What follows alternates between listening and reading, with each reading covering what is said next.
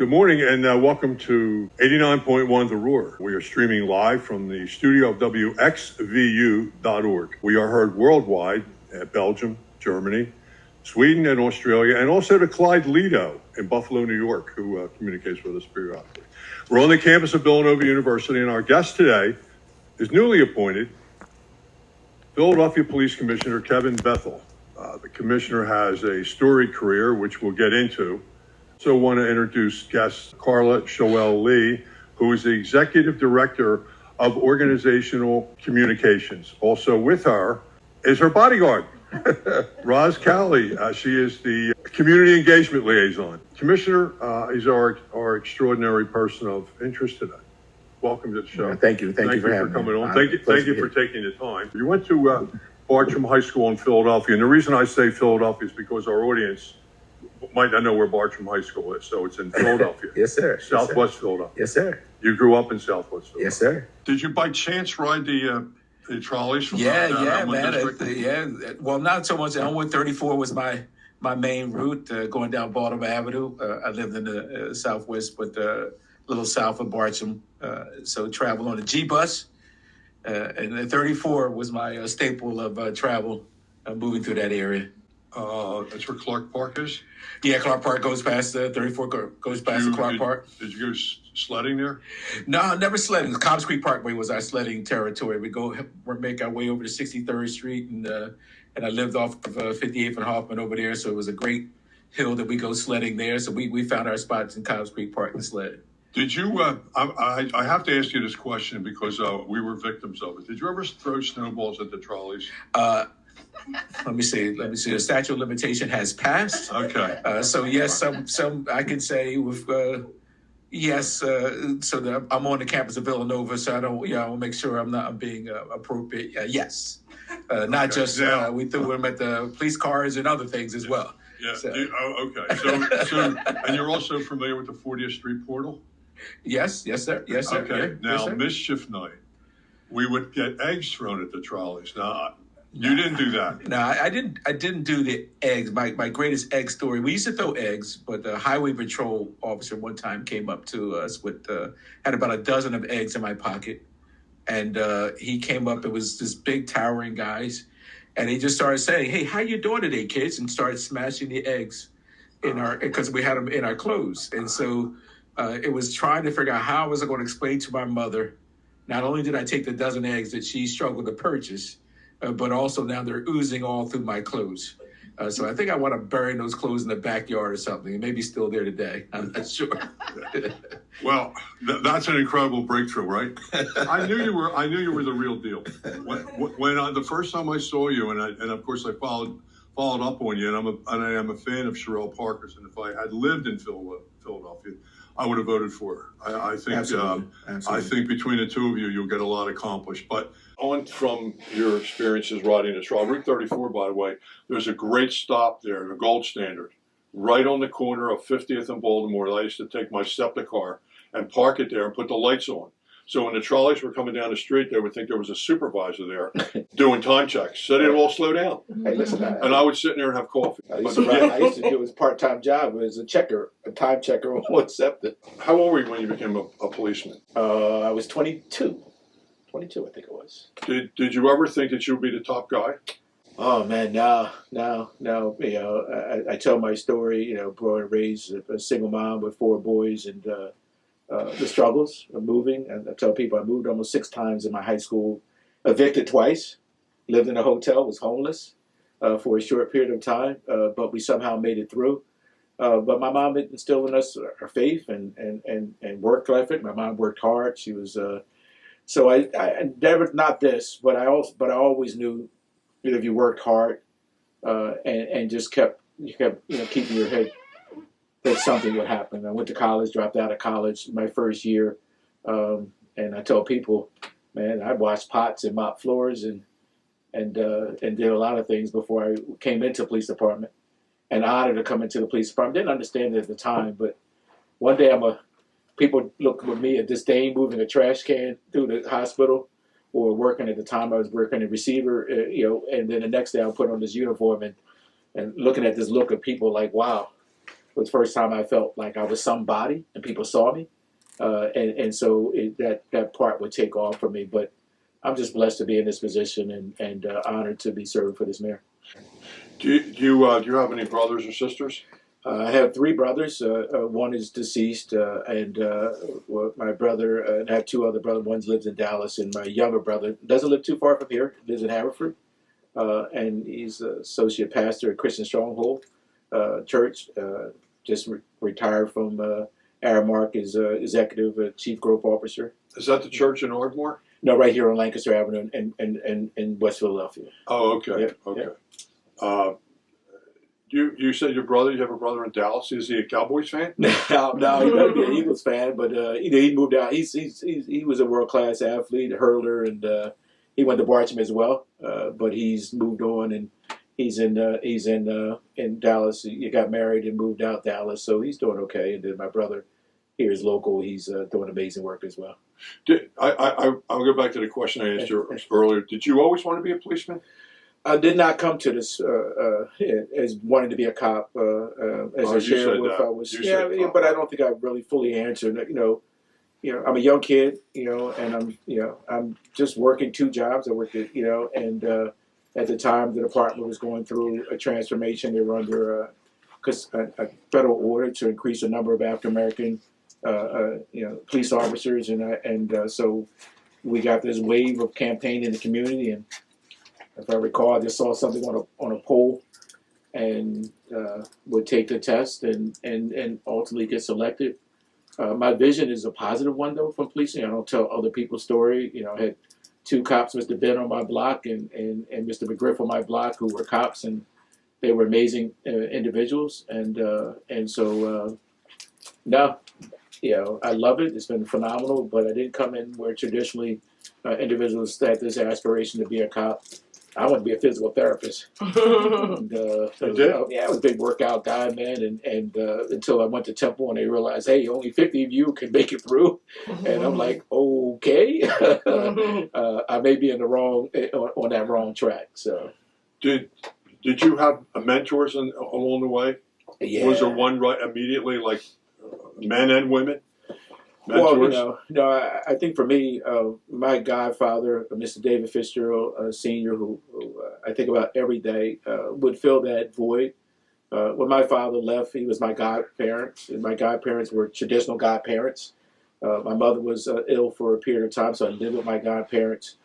But Mr. David Fitzgerald would be the person who would be, when people say you need to have one adult in a young person's life, they could change the trajectory of their lives. Mr. David Fitzgerald would be that guy. He owned a cleaning business. I learned, I would realize what he taught me later in my life. At the time, I'm saying, man, this is the hardest working guy. He made me do all these things.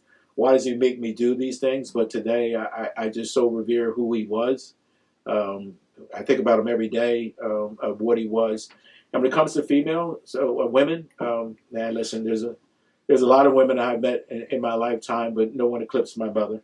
My mother raised 4 boys in one of the most difficult times, and she struggled. She worked hard, and she was just this amazing individual who, instilled in us, how to be positive and how about going about doing our life's work.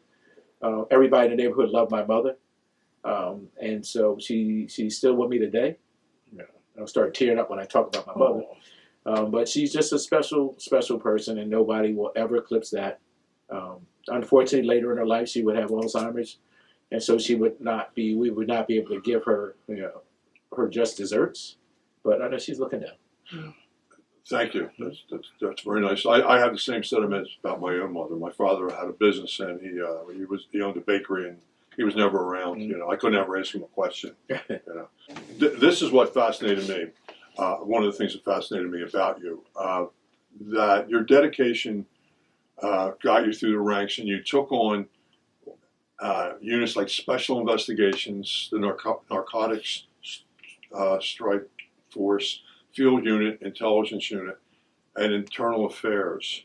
You had to have met challenges there. You had to met, because you're a new set of eyes. And I know what that feels like to be a new set of eyes. And there's things that you probably saw that needed to be done. So you really put yourself at risk there, I would think. Is that true?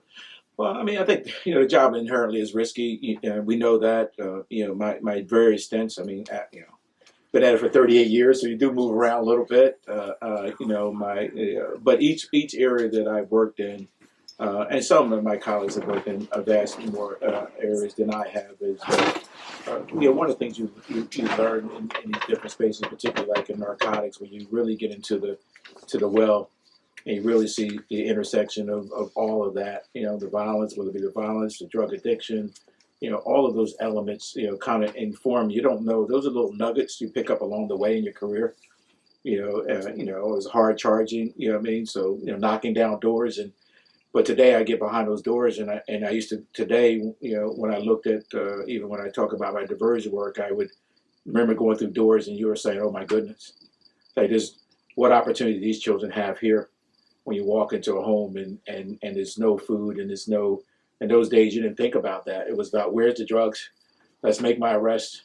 You take the parents away, call DHS to come and get the kids or try to find somebody to get this child. Today, I'm more informed now as to what that impact has on that child and trauma it has for a 3-year-old child sitting in a room. And I just took both their parents out of the house. I didn't know that at the time. And so those things you pick up along the way, even internal affairs, understanding that, we're not perfect individuals, that we have a responsibility to make sure, we're one of the most powerful entities in the world. I have the ability to take somebody's liberty away. The President of the United States can't even do that.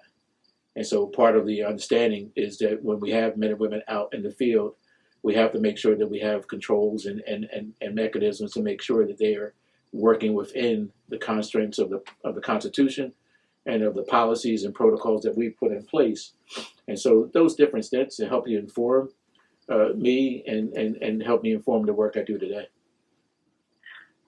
Retiring from the police force and working in the school district, which we'll get to, there's a different type of policeman from the time you did it, and I could tell that experience with going into a house and taking everybody to jail, so to speak, had a profound effect on you, and I can't imagine what that's like to have to do it.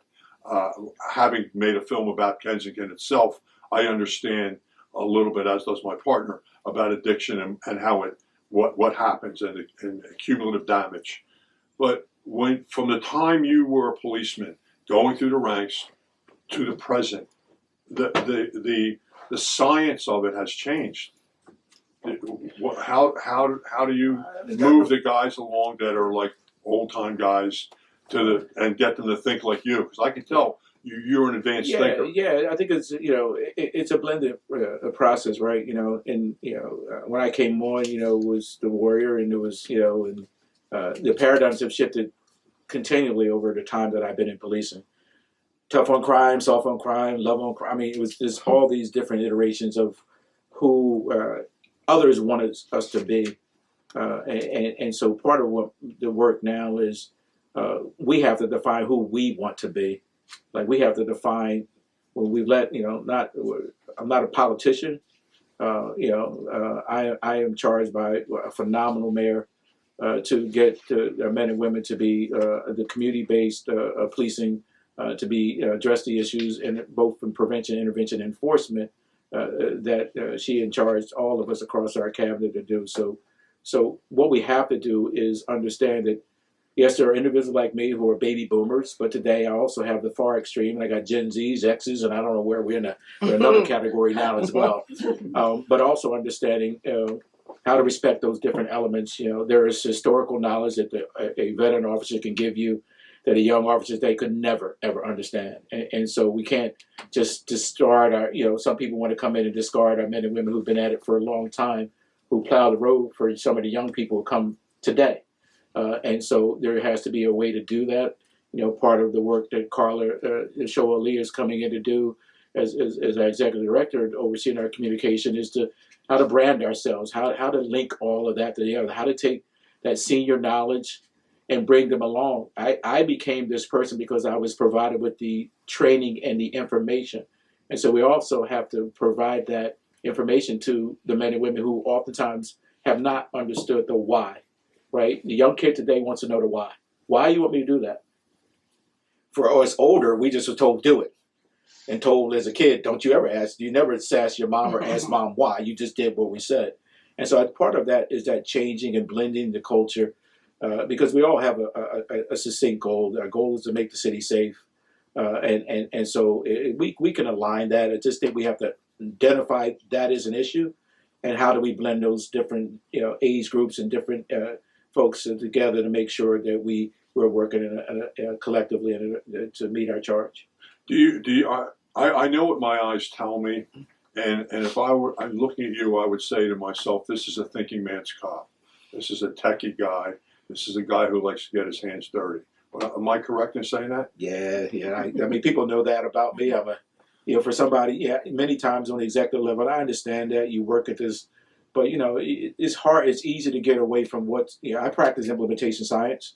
If we're going to make a move today, then I need to know how is that officer in the street going to be able to execute that. If you can't prove that to me, and you can't show that to me, then we stop. Because oftentimes these top-down strategies were based on a framework of paramilitary organization policing, and that was a very effective model for us when we were getting a lot of men and women from the military who came and who understood what that structure looked like. Today, a large percentage of my workforce have no military background, no clear understanding of why do we work in this way. And so, part of what we have to do is build this two-way communication. And a lot of that I learned from, others, and being away from the police department as well. I've been away for 7 years before I returned. That experience of getting around and being out of that incubator and that bubble of policing, to see how other organizations move their people, how they make them feel valued in the space, how their voice matters in that space, that they matter, that wellness and life balance matters, brings me back into the space to be much more open and exposed to, and try to bring some of those things to the department. We talked about guardian versus warrior. Is that your ideology? Well, I mean, I think what we have, for a long time, it's particularly during, after, our wars and military, we have always tried to attract men and women. We still do, attract men and women who come in with the warrior. Many of our military men and women who have served, and it's such an honor to have them come into our department, and we honor them for their service across the world. But we've always focused on the warrior as the person that we want in the policing. But what we also realize now, that we want to evolve as an organization, if I brought you my 20-year-old daughter in here today, she would join the police department to serve. She would want to help people. She would want to guide people. And so I think what we've done is we have to now open our minds to understand that I can bring a guardian into this police department and teach them to be the warrior. Because at the end of the day, whether we consider a warrior, if you're firing a gun, less than 1% of our men and women will ever fire their gun in their entire history of their policing career, except on the range, right? And so I can teach them in those moments where they need to go to that mode of being a warrior. We can give them the skills, but the reality is that much of their work is service. And so when you hear me talk about, it's not to the exclusion. Yes, we want those men and women who have served and those who come in, but if you're coming in here with the attitude that all I'm going to do is run around, lock up people, and treat them with disrespect, and not have empathy for them, and not care about them, and not want the community to be better, then you're not coming into the right department, right? And so I think when they hear my voice and hear others saying you can do that balance, I think that makes us a better department, and I think we can become the department that people want us to be. 10%, only about 10 to 11% of all of our violence in the city of Philadelphia is done by juveniles. The other 90%, and it's been like that for over a decade. So what that tells me is that the work we do with young people does work. That the hands at schools, those counselors out there, those teachers out there, those mom and pop groups, those mom and pop football teams, all that, everyone out there who's listening to my voice, who have young people in front of them doing positive things with them, it works. We sometimes look at the glass half full. We don't give credit to those. I am the byproduct of a coach. Conway was my football coach, and Tomasky was my baseball coach. There was two white guys, right? But they knew me, and they knew that me being after school and doing sports was very effective for us. And so I think we are there. I think we can continue to work harder to reduce those numbers. But we know that young people oftentimes will age out of their adolescent behavior and negative behavior. That there's only a very, very small percentage of our young people engage in the more violent behavior, but that gets a lot of attention. And I think sometimes because it's sometimes an anomaly, oh, a 12-year-old child has got involved in a shooting. Well, that's not natural. And so I think we have to give credit that the work is being done. We've seen that through COVID, what happened when the school shut down, being working in the school district, like, oh my God, what's wrong with these kids? Why are they so, because they lost organization and structure and those things. But there's still a lot of work to do. But I do have to give credit to those folks out there. Kevin Bethel sits here as the police commissioner of the city of Philadelphia because of them, because of those individuals my PAL officers, who were police athletic league officers who took me in the wing, everybody who touched me for my sports career and others. I'm blessed, and I think that works. I don't know where Kevin Bethel would be today had he been fast forward today with social media and all the things. And I'm saying, man, I could get fast money. Like my mom struggled. We didn't have gas, we didn't have electric, we didn't have food at times. And if I had an opportunity to get money for her, and I look up and I'm like, oh, if I sell that, I can get that. Or so, my boys say, yo, man, we'll go over here and we hit the store, man. Your mom can have enough money to do what she has to do. I don't know.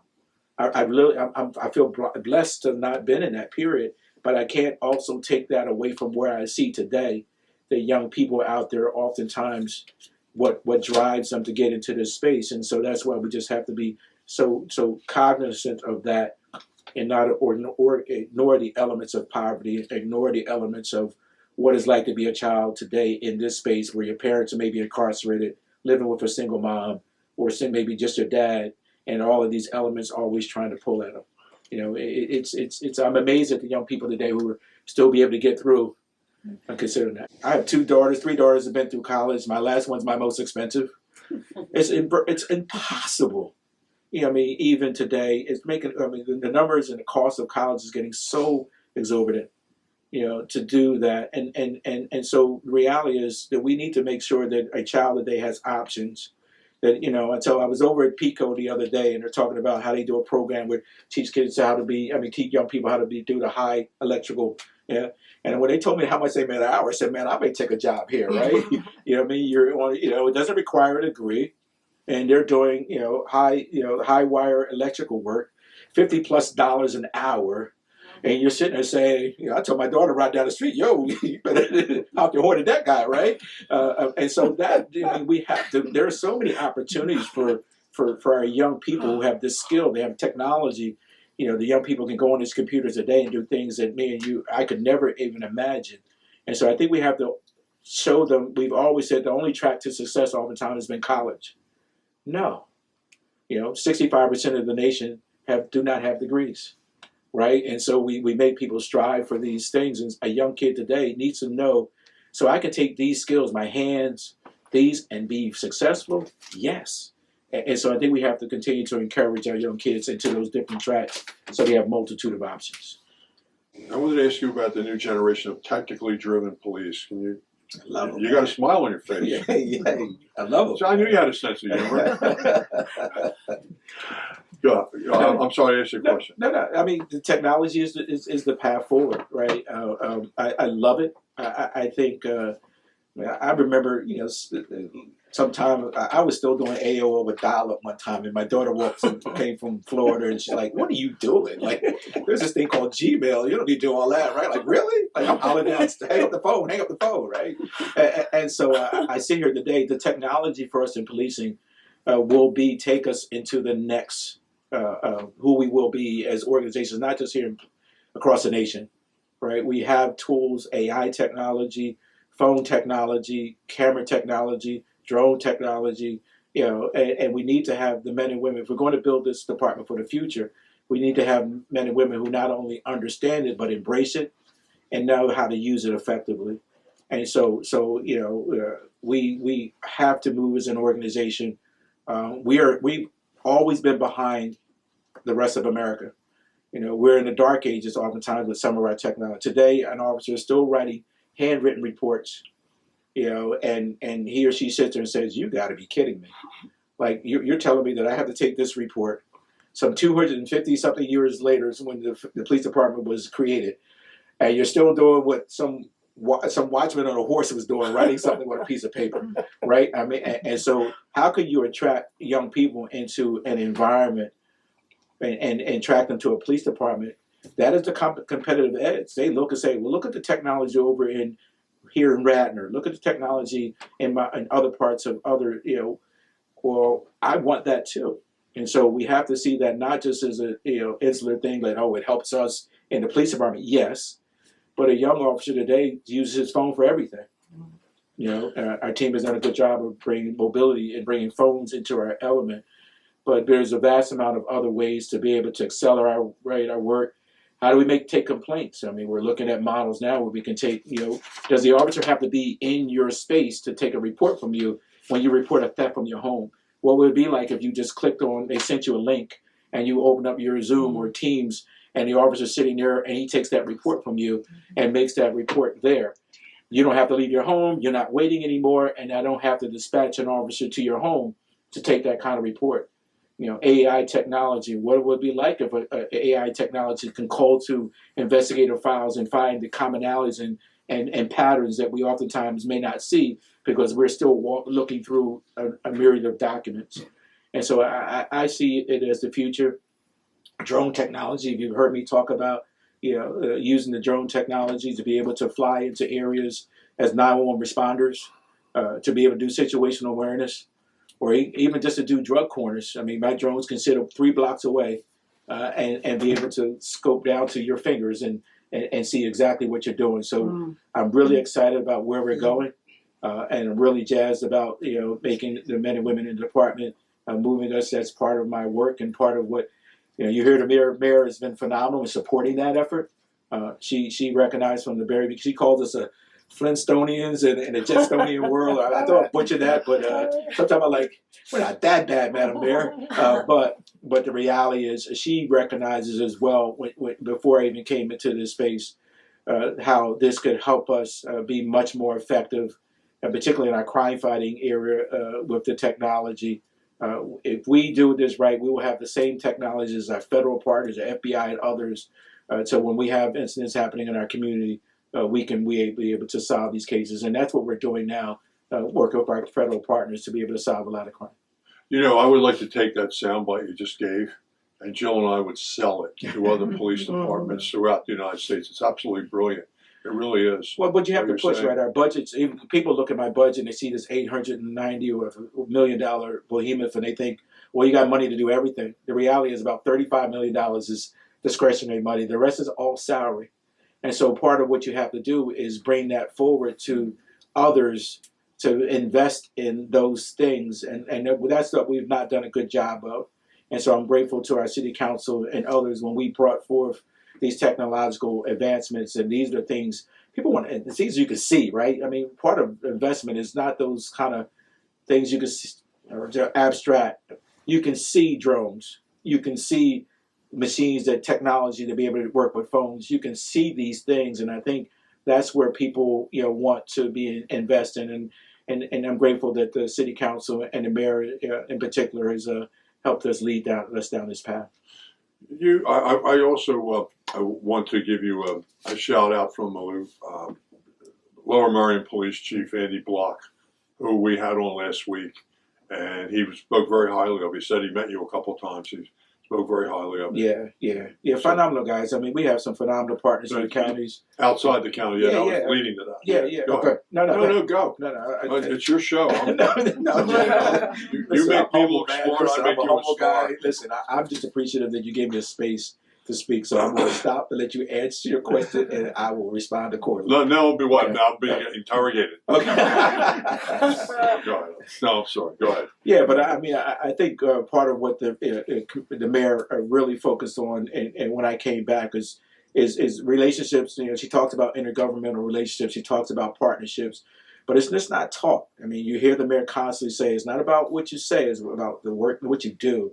And so, you know, she's been very intentional about that. You know, I had a relationship with many of our counties because I, you know, previously served, but, you know, most recently the mayor brought all of our county partners, you know, bordered around the city of Philadelphia, and in some cases, one of the mayors and their city managers came as well to just reaffirm that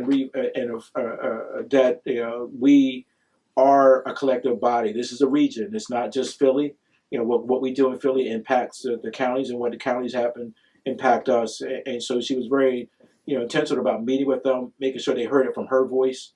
And then I met with the team, you know, them as well, just to hit a reset. There had been some friction amongst many of our counties, but the reality is we need each other, right? I mean, we want the city of Philadelphia to be safe, so that our member, you know, individuals who live in our counties feel comfortable coming into the city to enjoy the livelihood of the city. I mean, I live down in Center City now. It's vibrant, it's exciting. It's one of our safest areas in the city of Philadelphia. But we need to make sure that we're messaging that to those who are in our bordering counties, that coming into Philly, I mean, we talk to our Commerce Department and others, and so us having these conversations, us working collaborative, us having just me being on your show, which I will continue to say thank you for, is to give an opportunity to talk to that audience, to say that, yeah, we're working hard and we want them to be a part of the Philly fabric, not just enjoy our teams, but enjoy us as a city. And we think we have a lot to offer, and we want to continue to move in that direction. I know your officers short, patrolmen and women. How do you attract new recruits? I think there's a multitude of ways. I think first and foremost is tone.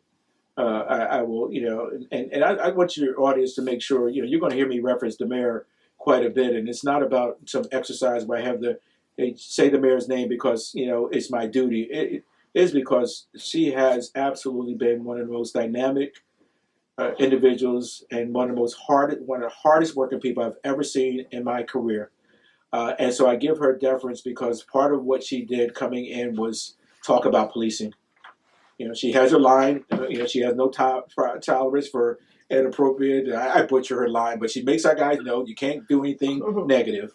But she supports us, and that tone starts to cascade down. You know, more importantly, like recently when we put out our most recent application, we had almost 1,000 people applying the first week when we opened up our you know, that's big, and I share that with her because I want her to know that every time she speaks positively, when I get out and talk about my men and women and what I want for them, and even being an opportunity on the show, which I truly appreciate, they get to see the essence of who we are as an organization. And so our recruitment team, we have a phenomenal recruitment team led by Captain Walker and Inspector Burdell Johnson, and they have really built, working with our OHR from the city side and my police OHR, have really built the model now. I'm honored to come in because I thought that was going to be an immediate challenge. So we have the framework. We do need to get around 75 men and women in the police department every 6 weeks to be able to build up our numbers. But we right now we're getting about 45. But we have the framework. We're putting men and women in every 6 weeks. Now my counties are stealing from me, but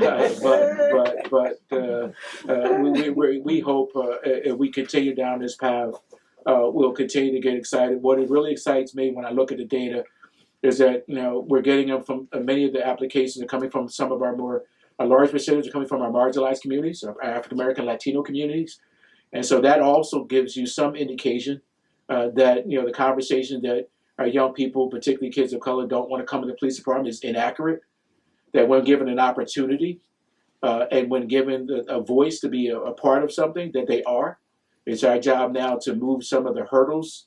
Most recently, the team did a phenomenal job working with the state and others to be able to change some of the requirements. And I know I'm running along with this answer, but I want to caution the audience, when we hear like change the standards, I came to the police department, I filled out a form, they pinched me on the side and said I was okay, I didn't have too much fat to come on the police department, I went in. right? And you went through a We're background check. getting a lot of key information. You know what I mean? But you went through a background check, so it wasn't just. It was really we had created. I mean, we were looking for absolute perfection. You know, you could have not done anything in your life. You can't owe anything. You can't. We just had created so many layers that it was hard for particularly kids who were coming in, and so removing those barriers, giving them an opportunity to take a reading test. They weren't passing. 35% of the kids who were passing our reading test. Today it's at 70%. Guess what they did? They take the test twice twice. So if they failed the first time, and we give them a study guide. Whoa. They didn't have to pay $150 or $200 to go online and get a study guide. And we've seen that doubling our numbers. And the state has allowed us to create our own reading tests that we maybe even get it higher. And so I think removing those barriers, you saw our campaign, we're all over the place, billboards, using a more business-oriented model, that we're headed in the right direction. Do you like patrolmen that are multilingual? Listen, a multilingual officer is absolutely a home run to our policing work. For first and foremost, just representing the ethnic group that they do. Spanish is obviously a premium language as we relate to the community. But coming from the school district, we have dialects. There's so many dialects out here. So having a multilingual officer, whether he and even learn it on themselves, just with DA Krasner, he's able to sit there and speak in Spanish, and which makes it when he's doing it, talking to folks as well. And so we think that's important. We're always encouraging our multilingual officers to come in. Because they help us in so many ways, both internally with our work, both and externally when we're addressing the community. You talked about technology, specifically drones. You mentioned drones a couple times. I worked for SEPTA when Obama came here and when the Pope came here, and I know what we did in SEPTA regarding those things. Do you have a protocol to protect a political figure or the Pope? I know what you did for the Pope and both Obama. Yeah. I mean, people on the roof all over the place. Yeah, I mean, those are special events. Particularly when the Pope came. Those are national special designations, and so in that regard, the Secret Service and other lead that activities, events like that. But on a more local level, we have a dignitary protection team. We have our Homeland Security team and our SWAT assets, and we have a phenomenal chief who oversees our special operations as well as our deputy commissioner. We're always prepared to have those levels of come into the city.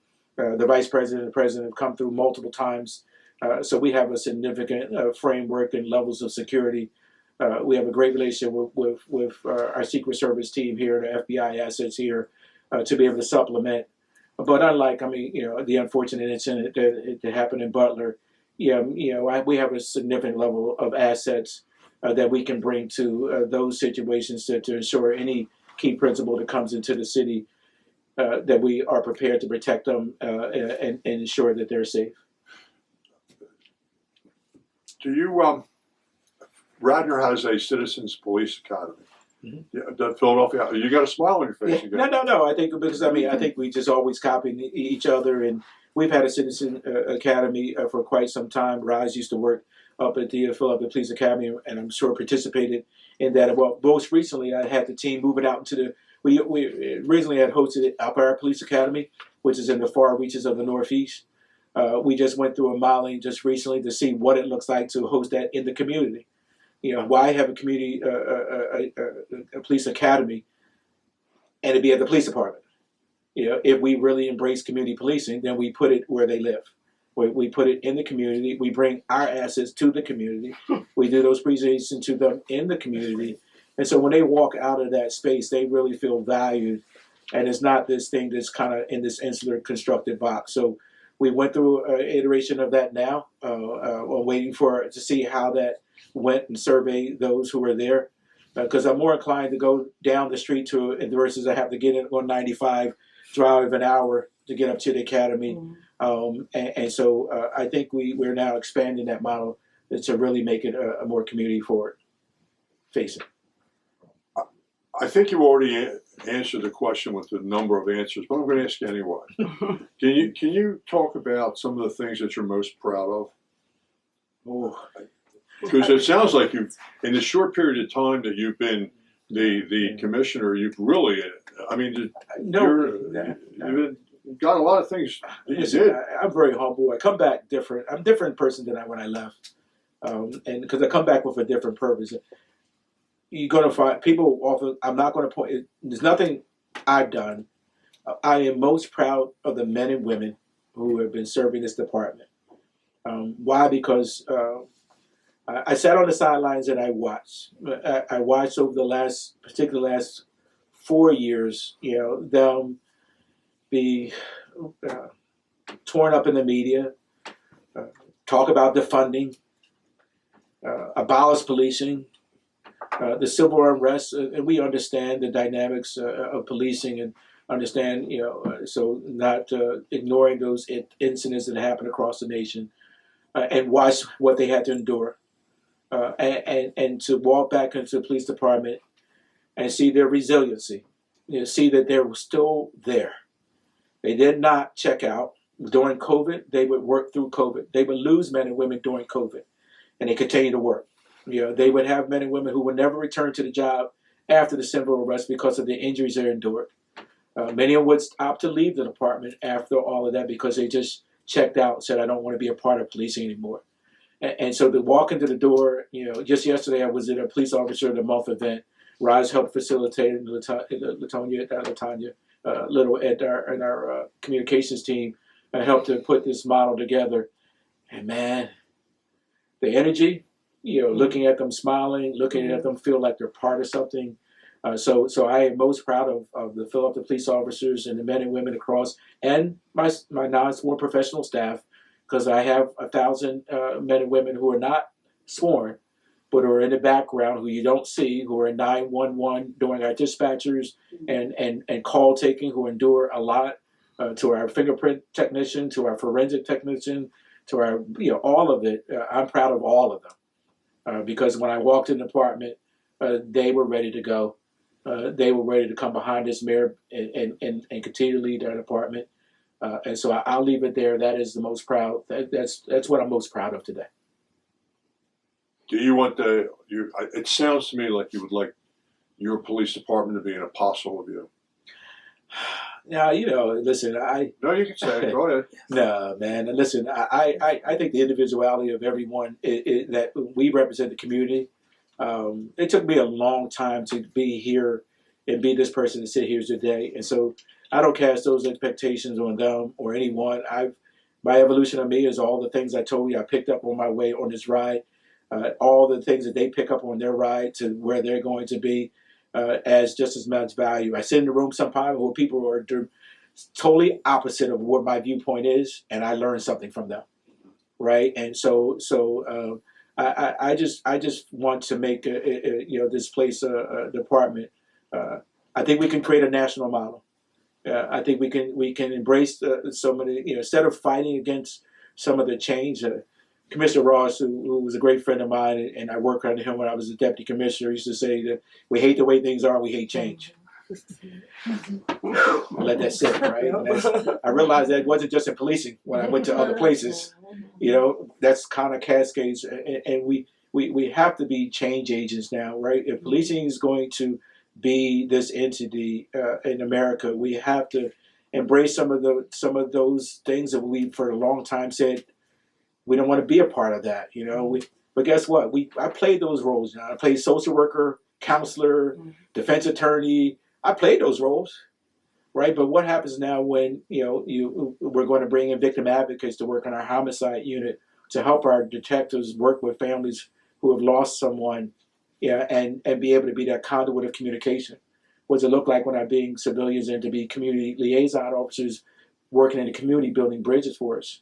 I think we can we have to do this, and we have to shift our mindset if we want to be successful organization and set an example for not just urban centers across the city that are large like us, but policing in general. It's okay.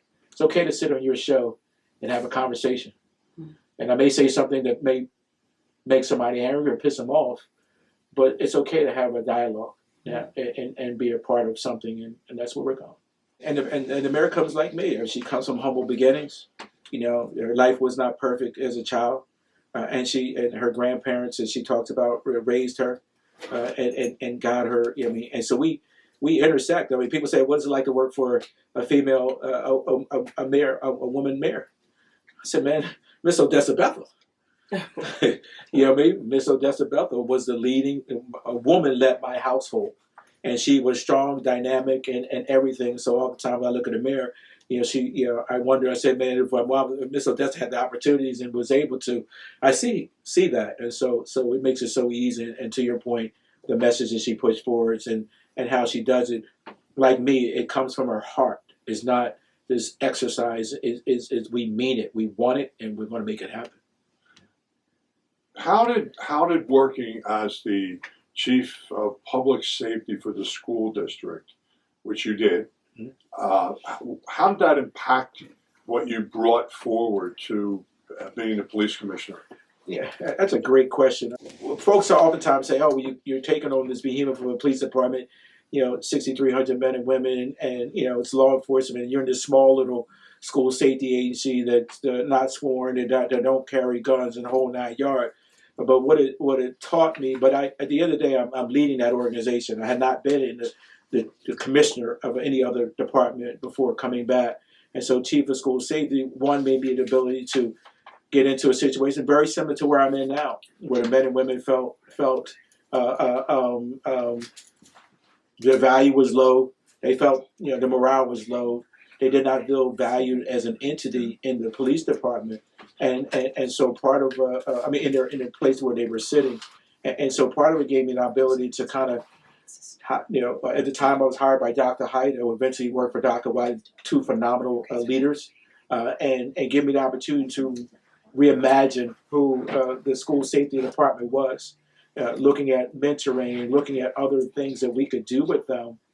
And be able to build an organization not through force or demanding, but making them feel a part of something, making them grow into something.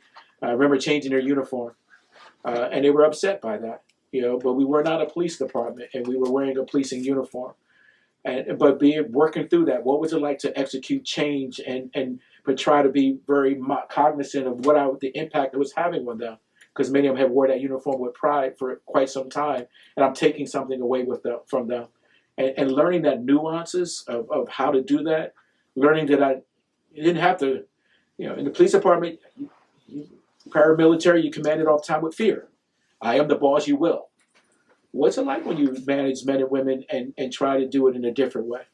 And so that has so helped me coming back to the police department.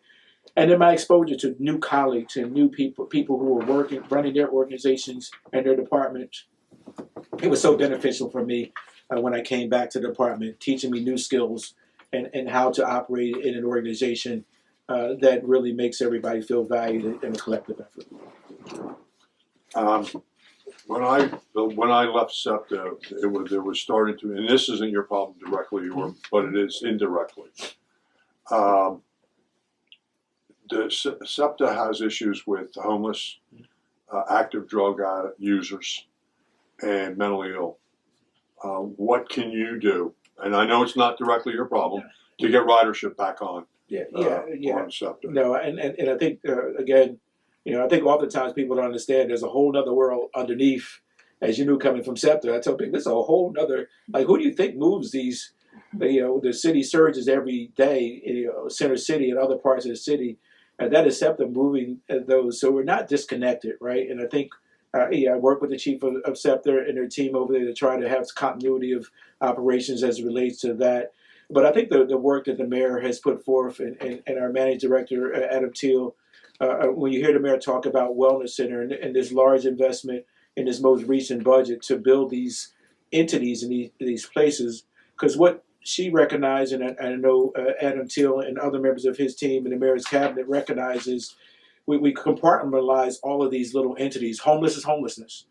But the reality is, if you don't deal with the mental health issue, then that's driving the homelessness, right? Or you go down and you know the drug addiction. Well, I have mental health issues. and that mental health issue drove me to use drugs, and that drug now drove me to fentanyl or heroin, and now I'm homeless.